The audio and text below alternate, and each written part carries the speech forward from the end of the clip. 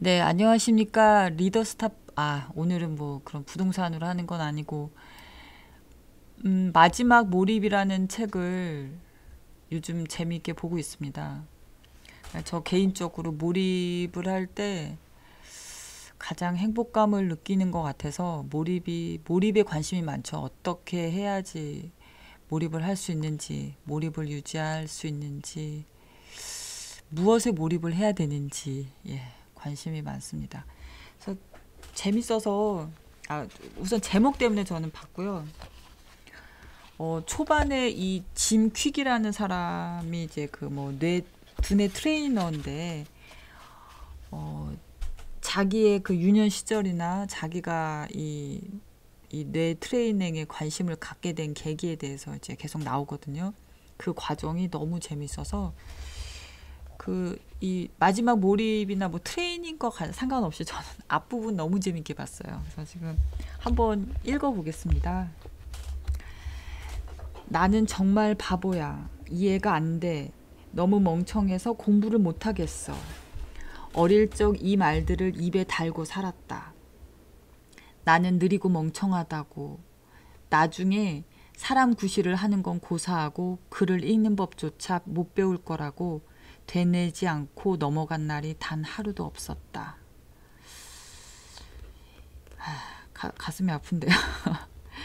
영화 리미트리스처럼 내 뇌를 급속 충전시켜 단번에 똑똑하게 만들 수 있는 알약이 존재한다면 어떤 대가를 치르더라도 그 약을 먹었을 것이다.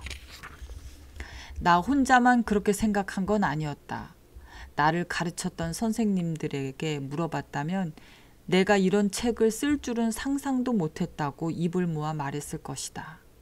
그때는 책을 쓰는 건 고사하고 책을 읽기만 해도 깜짝 놀랐을 만큼 공부를 못했다. 사실은 유치원 때 겪은 사건 하나가 나의 인생을 완전히 바꿔놓았다. 어느 날 수업 도중에 창밖에서 사이렌 소리가 들려왔다. 선생님이 밖을 내다보고는 소방차가 보인다고 했고 우리는 모두 창문으로 달려갔다. 지금도 그렇지만 그때도 슈퍼 히어로의 마음을 뺏겼던 나는 특히 흥분했다. 소방관은 내가 아는 세상에서 슈퍼 히어로에 가장 근접한 존재였다. 그런데 문제가 하나 생겼다. 나는 창밖의 소방차를 볼 수 있을 만큼 키가 크지 않았다. 그때 한 아이가 의자를 끌고 와 올라서자 너도 나도 따라하기 시작했다. 나도 달려가 의자를 끌고 와서 창틀 아래에 설치된 철제 라디에이터 옆에 놓았다. 그러고선 의자에 올라가 소방관을 봤다. 정말 흥미로웠다. 불이나 그 어떤 재난에도 끄떡없을 듯한 제복을 입은 용감한 영웅들의 활약을 나는 입을 해 벌리고 바라보았다. 잠시 후 한 아이가 내가 올라선 의자의 아래를 움켜잡았다. 그 바람에 나는 균형을 잃고 넘어지면서 라디에이터에 머리를 세게 부딪혔다. 머리에서 피가 나기 시작했다. 아이고, 나는 급히 병원으로 옮겨가 상처를 치료받았다. 치료 의사들은 어머니에게 나의 뇌 손상이 경미한 수준이 아니라고 솔직하게 말했다. 어머니는 그 후로 내가 예전 같지 않다고 했다. 활기차고 자신만만하고 호기심 많았던 아이가 눈에 띄게 움츠려들고 학습에 어려움을 겪었다. 주의가 몹시 산만해졌고 기억력도 엉망이었다. 그런 내게 학교 생활은 커다란 시련이었다.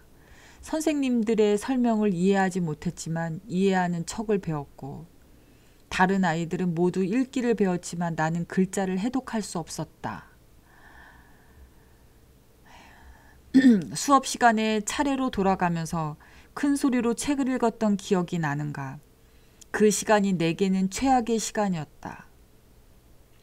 초조하게 앉아 있다가 차례가 오면 일어나 책을 들여다보지만 한 단어도 이해가 되지 않았다.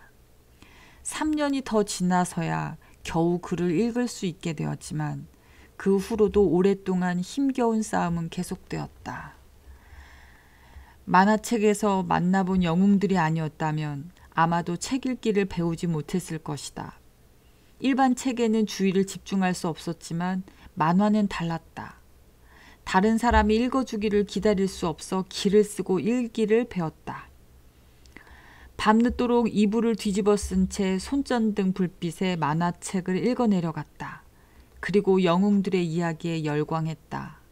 그들은 그 어떤 역경도 극복할 수 있다는 희망을 심어주었다.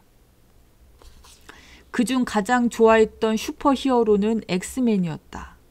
가장 강했기 때문이 아니라 남들과 다른 기이한 생김새로 오해를 받는 존재였기 때문이다. 그들은 돌연변이로 사회에 적응하지 못했고 그들을 이해하지 못하는 사람들을 피해 다녔다. 초능력은 없었지만 나도 그랬다. 엑스맨도 따돌림을 당했고 나도 그랬다.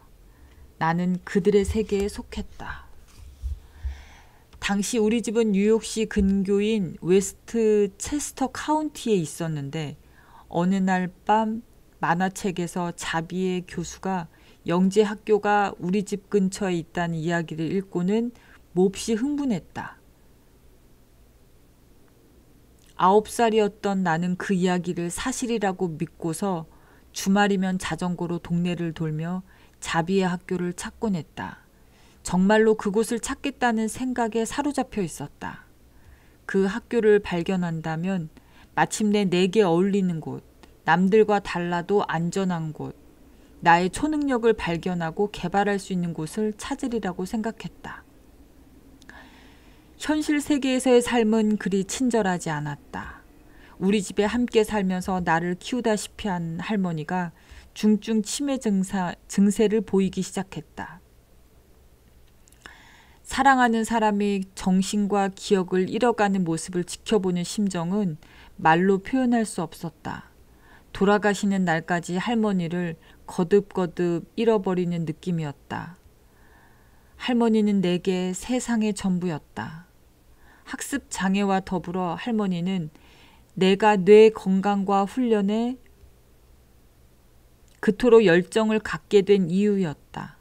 학교에서 친구들뿐만 아니라 선생님까지도 나를 열등한 아이로 취급했다. 아이고, 얼마나 어린 나이에 진짜 마음의 상처를 많이 받았을지. 그 책을 읽으면서 내내 그 순수한 어린 아이의 그 상처가 느껴져가지고 뭐 재밌게 읽었다는 표현을 하면 좀 정말 뭐 미안할 정도로, 그쵸? 예, 정말 책을 손에서 놓을 수 없었던 책이었습니다. 어느 날 내가 수업 내용을 하나도 이해하지 못하자 선생님이 답답한 나머지 뇌가 고장난 아이라고 말했던 기억이 난다. 이게 뇌가 머리가 얼마나 중요합니까, 진짜. 그 어린 나이에 그 상실감이 얼마나 클지. 그래서 사실은 이 책의 그 초반부에 나오는 내용인데요. 이 책을 보면서 이랬던 사람이 뇌를 어떻게 개발을 하는지에 대한 내용이 뒤에 쭉 나옵니다. 정말 멋지게. 그래서 저는 중간 정도까지만 읽었고요. 나머지는 지금 아껴서 읽고 있습니다. 예, 이제 책을 하루에 한 좀 30분 보는 것 같아요. 목표는 1시간인데 30분 내외로 보는 것 같습니다. 네, 뭐 모두 책을 열심히 다 잘 봤으면 좋겠네요. 예, 감사합니다.